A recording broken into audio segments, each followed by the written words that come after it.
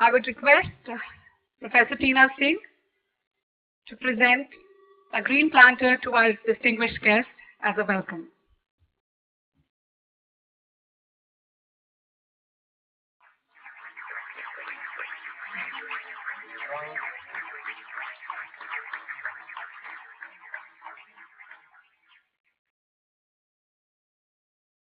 Once again, I extend a very hearty welcome to our distinguished guest for making time from his busy schedule to be amongst us today. We're extremely indebted for you for sparing your valuable time. It's indeed a privilege for all of us to be an audience today. I also extend a very warm welcome to our other distinguished invitees of NDIM. Now, I would take this opportunity to briefly introduce NDIM to our guest. We're extremely proud to share with all of you that NDIM has entered its 25th year. Various B-School surveys like IMA, IMRB, Business World, Business Standard, DNA Group of Newspapers, and the KPMG have rated our placements as 15th best in India, intellectual capital as 20th best in India, academic excellence as 18th best in India, industry interface at number 1 in India at par with IIM and MDI, living experience as 5th best in India, and infrastructure as 8th best in India. We are among very few internationally accredited MBA programs in India and have been awarded the premier college status by ASIC UK. At the advent of its Silver Jubilee year, we are tremendously happy to share that the PricewaterhouseCoopers has declared NDIM as one of the world's greatest brands in education. This is an extremely rare and worldwide recognition to our MBA. The leading newspaper, Mail Today, which is a publication of India's Today Group, has also rated us amongst the best illustrious brands of India. Another feather was added to the cap for NDIM when it was selected by the Government of India for hosting Smart India Hackathon. Now moving on, I deem it a privilege to introduce our esteemed guest for the morning, His Excellency Ambassador Milan Hovorka. Ambassador Milan Hovorka was born in 1961. In 1984, after graduating from the University of Economics in Prague, he worked at the Federal Ministry of Foreign Trade of Czechoslovakia. After the fall of communism in Czechoslovakia in 1989, he was sent to Geneva, where he worked as a representative at the permanent mission of the Czech Republic to the UN and other international organizations. In 1996, he was appointed the Chief Director of the Section for Bilateral Trade Policy and for Relations with the EU and the EFTA at the Ministry of Industry and Trade of the Czech Republic. Between 1998 and 2004, he became the permanent representative of the Czech Republic to the World Trade Organization in the rank of ambassador.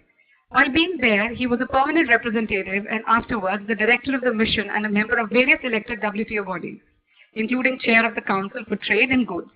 In 2004, he was appointed the director of the section of the European countries and the CIC countries at the Ministry of Industry and Trade of the Czech Republic. Since September 2007, he has been the Deputy Minister of Industry and Trade. In summer 2015, he was appointed the Ambassador of the Czech Republic to India, Sri Lanka, Bangladesh, Nepal, Bhutan, and Maldives. From September 2016, he has been in charge of the Embassy of the Czech Republic in New Delhi. We feel very fortunate to have you here, sir. Now, may I have the honor of calling our distinguished guest, His Excellency, on the dais to address the gathering.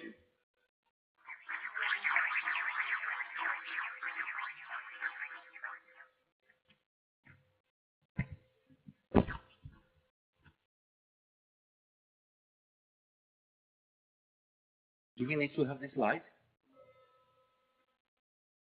Can we switch it off so that now I can see you? Hopefully you can see me as well.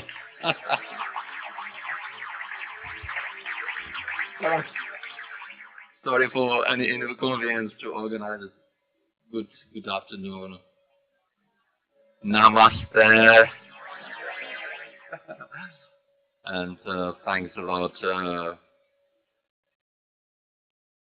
the NDIM for inviting me to be with you this afternoon, and you should know that it's a great honor and privilege for me to be with you this afternoon, have opportunity to interact with you, and eventually increase your interest in the Czech Republic and willingness to establish some sort of relationship with the country in the heart of Europe. To be honest, when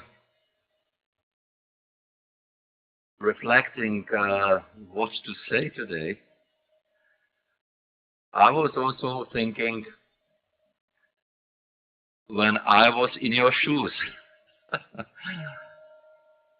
And I had to admit that it had been a long time.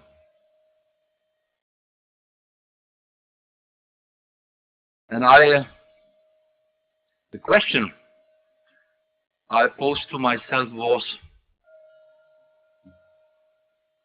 what kind of message I can offer to talented students of New Delhi Institute of Management. Then I opened the Institute's webpage to get acquainted with its vision. And I got quite important source of inspiration for my today's address. And I just saw that I will use it maybe as a basic theme around which I would be willing to structure my thoughts. And I believe what is written there is that the Institute is intended to impart the higher level of education.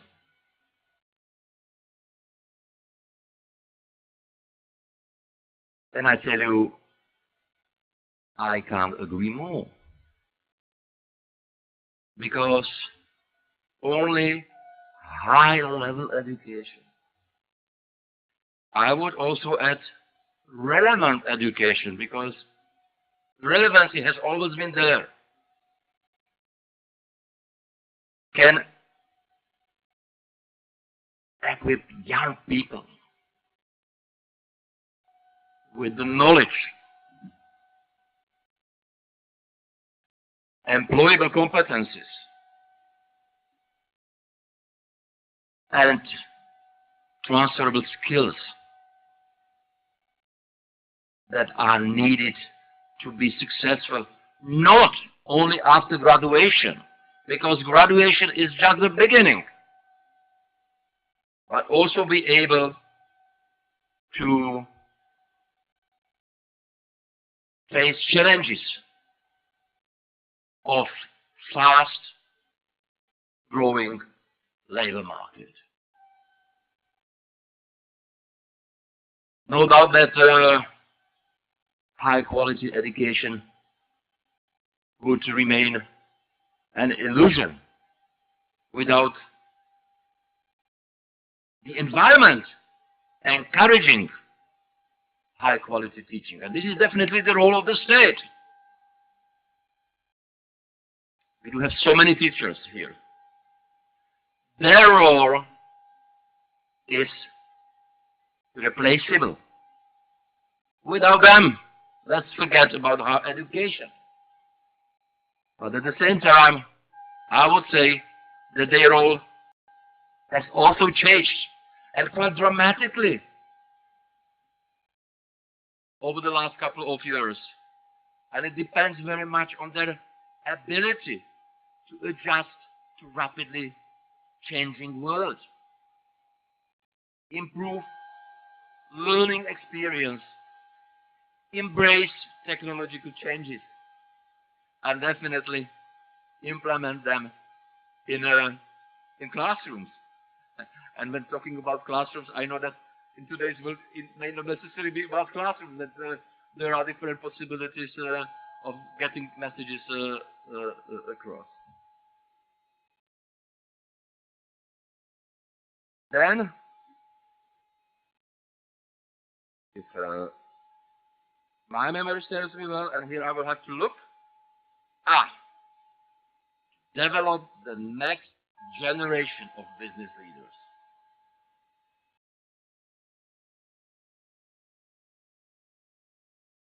Leaders in general, but if you talk about world of business, business leaders play increasingly important role to generate long-term fundamentals of prosperity and competitiveness. Whether we talk about society as a whole or about individual companies, and it doesn't matter whether you have in mind private companies or those owned by state. I'm mentioning it to you because it's important that to be a good leader, it requires so many things. You have to be able to appreciate, to understand perfectly the environment in which you operate. You have to be able to develop, but not only develop, but also implement winning strategies. And at the same time, you have to have your own visions and be able to create good teams to transform your visions into reality. And this is when personal capabilities of business leaders come into the picture. And when talking about personal capabilities, definitely it is not only about the hard skills, but also about soft skills, about people's capacity to communicate with members of the team, motivate them, be able to manage conflict situations, but at the same time have the capacity to communicate results of your work. Then going on in the text, I saw that there is quite important clarifier what kind of business leaders the Institute has in mind. And here I read that Institute would like to raise people with global outlook and capability of adapting to the fast-changing business environment of India and the world at large. Here you may recall that a minute ago I talked about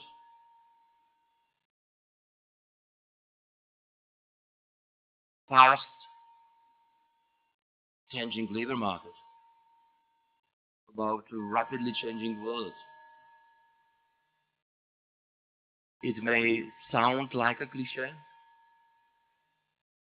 It is in fact cliché, but there are certain clichés that are worth of being repeated. And to understand all these changes, be able to reflect them in your own mindset, this is for me the gateway for success. Many tend to say the world has become smaller, a sort of growing global village. And we can perfectly understand the meaning of these words, based definitely on technological advances in telecommunication and transportation. But I would add to this that these technological advances cannot be taken as granted. One has to be work hard to be able to embrace them. One has to be able to speak foreign languages. One has to be able to set for himself ambitious objectives, to be able to get decent job. And definitely, it is also about openness and readiness of people to be open to other nations' cultures, habits, religions, experiences. So for me, in my perception of so-called small world or growing global village, it is something where all people across the globe can perfectly benefit from increasingly interlinked world. And that about India. I tell you, as ambassador, I had opportunity to visit the country in my previous capacity, as you have heard, as Deputy Minister of Industry and Trade. And I tell you that India has made tremendous strides to put the country on the path of sustainable growth, improve business environment, open up the economy to the outside world, and definitely deal with certain pressing societal objectives. I have the privilege to represent the Czech Republic to India. It is 10 million nation, maybe half of the capital city of New Delhi. But believe me, as ambassador of a smaller country, I have never faced a situation when people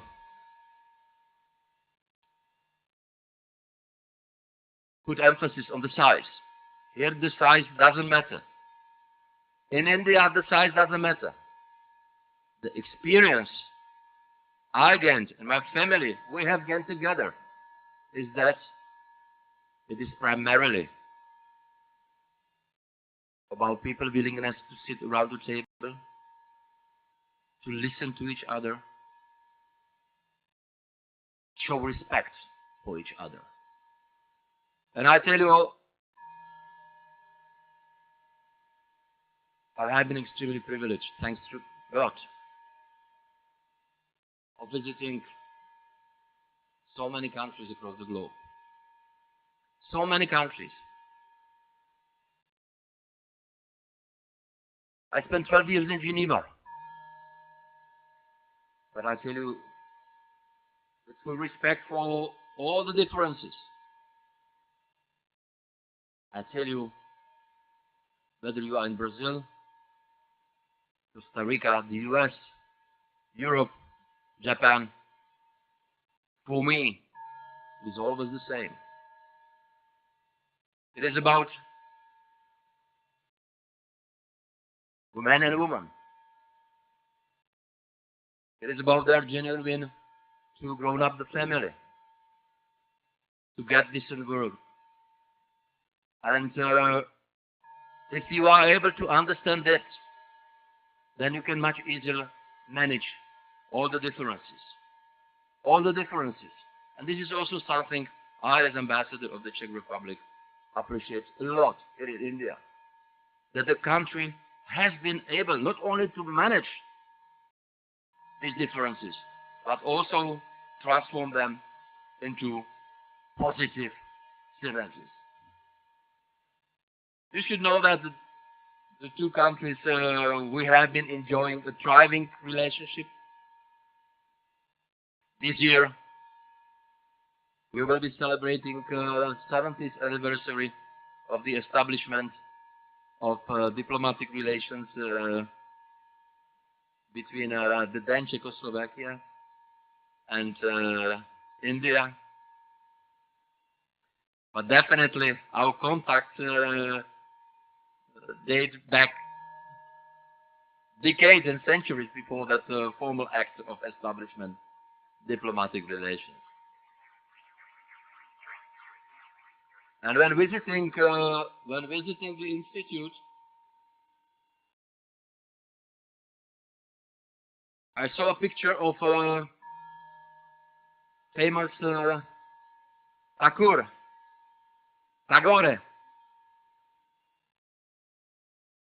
You know, the Nobel winner of literature, the first who received that literature. And he was non-European. We do have a street in Prague that bears his name. And you know why? Because he had very strong bonds with our country. He visited it. He visited it twice. And imagine that in a small Czech Republic, in the 20th of last century, there is a professor. His name is Professor Lesny. And he was the first who translated Tagore directly from Bengali into foreign language, into Czech.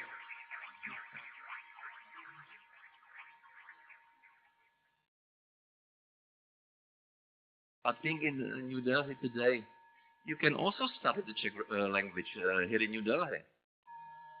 We do have a program at New Delhi University. I am so happy that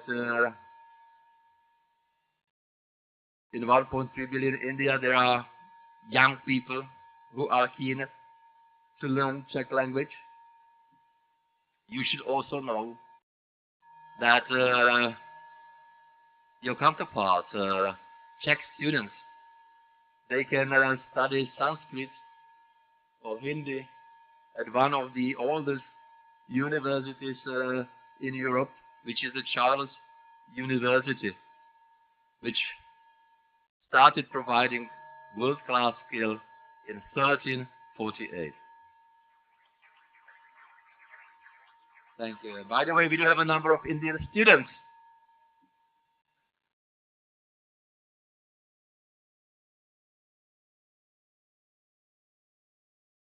Don't know whether I still have some time to go on to elaborate on some other aspects.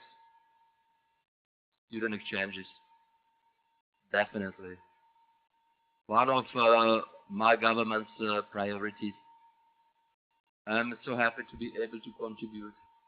We participate in so many education fairs here in India. We invite professors, universities to come interact with people here, showcase programs.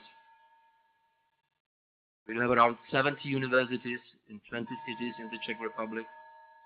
They offer around 70 programs, accredited programs in English. These universities provide world-class skill, and I believe for money, the beauty in our system is that it is highly price competitive. So I would say that for half price, you can get the same quality as in any other country, and I will not deliberately quote these countries. And if you are good in Czech, if you are able to pass exams in Czech, you will be studying free of charge, because there is no difference between Czechs and foreigners. The only condition is that you have to be able to follow the program in Czech language. And being there, you will not feel alone. You will not feel alone, as there are so many Indians making their studies there. And sorry if I say so, they are definitely not there just to make their studies, but definitely also enjoy beauties of the country, feel the hospitality of people, and definitely enjoy also Czech cuisine, which is slightly different from what you have here in India. We just talk about culture, culture changes. I was extremely privileged to have the Minister of Culture of the Czech Republic in India last week, and he called on his Indian counterpart, Minister Sharma. And I tell you, it was extremely productive meeting because it was reflective of so many activities we have been carrying out together. And I just informed your chairman that in January 2018, we will be having in India full-fledged Philharmonic Orchestra. One of the best we do have in the Czech Republic. You call it Western classical music, to differentiate between what you have here in India and what is classical music in other corners of the world. They will come, they will be performing into cities here in New Delhi, Mumbai, Goa and Kolkata. And Mr. Chairman, the concert in New Delhi will take place in Shirifort. So I'm inviting, how many? Okay, so those 20 students who are interested, we will be definitely inviting them to attend the conference.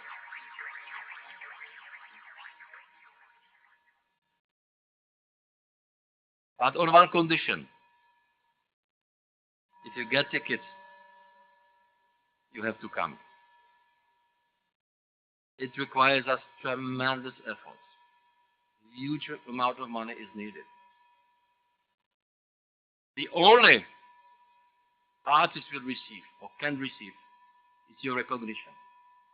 So if you are there and you like it, then hopefully I will have not to ask you, but you will be enthusiastically putting your hands together and applauding, because they are brilliant artists. And imagine that the orchestra is being conducted by certain Debashi Chaudhuri.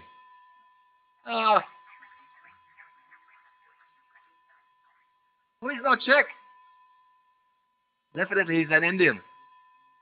He made his studies in West Bengal at Kolkata School of Music. He has been working with Philharmonic orchestras in Europe for so many years. He was here last year for the first time when the orchestra was performing after 57 years in India. So we are so happy. These are examples that the world has really become smaller and smaller, you know.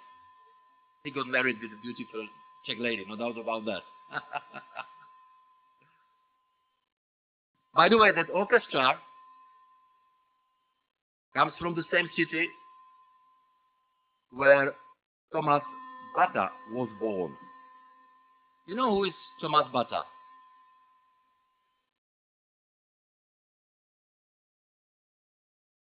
Ladies, you don't buy Bata shoes? So do you know Thomas Bata?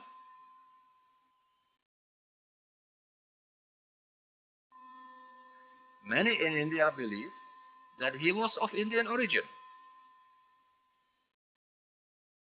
I have nothing against. Why? Because for me, this is a recognition of what Thomas Bata has done. He set his facilities in the city of Zlín 300 kilometers away from the capital of Prague. And later on, he replicated the same model of entrepreneurship here in India. Exactly the same model, which was extremely generous for people working for Bata's company. And today, there are two cities here in India. One is Batanagar. You know where is it? Who said so? Who said Kolkata? You have the ticket. And if you have a girlfriend, 2 tickets.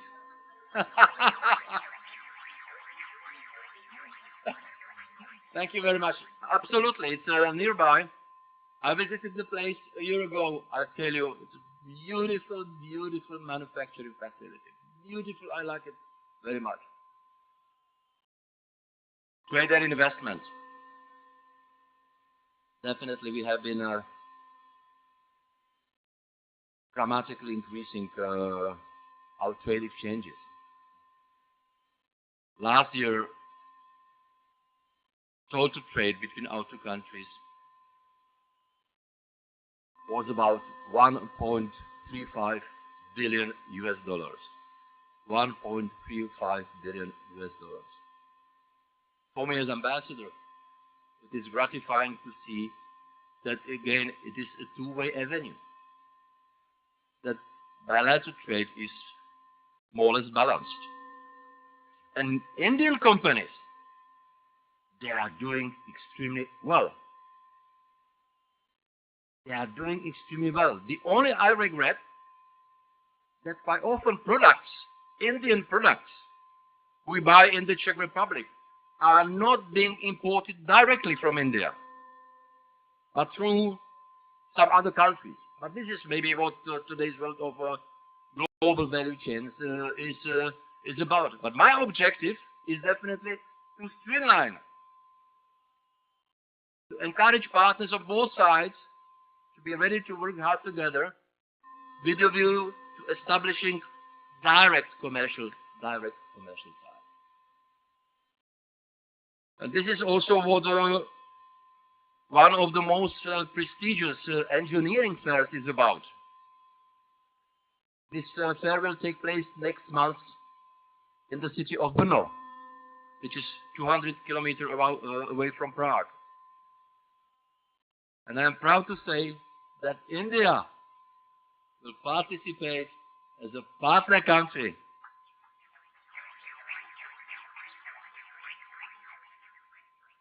So we are just about to finalize all preparations, and I believe that the presence of India as a partner country will be an important milestone in the case of promoting and strengthening bilateral relations between our two countries. Definitely we drink Indian tea in the Czech Republic. When my Minister of Foreign Affairs was in town, they talk about this. His Indian counterpart, he was pleased to hear to that. But I whispered to my minister, tell him that we drink not only Indian tea, but we drink also Indian coffee. Coffee Day. This chain is perfectly present in the Czech Republic. You can get one of the best coffees there. It's not necessarily cheap, but it's very nice. And we do have so many Indian companies working in automotive sector.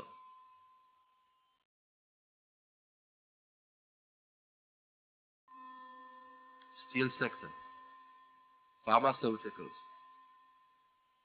I mentioned food processing, IT sector, Infosys. And I believe that they don't regret the decision of entering the Czech market and developing business activities there.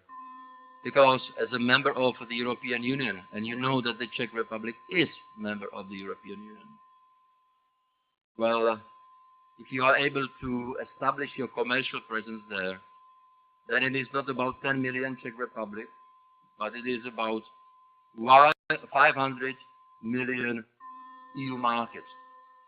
28 countries applying the same set of rules.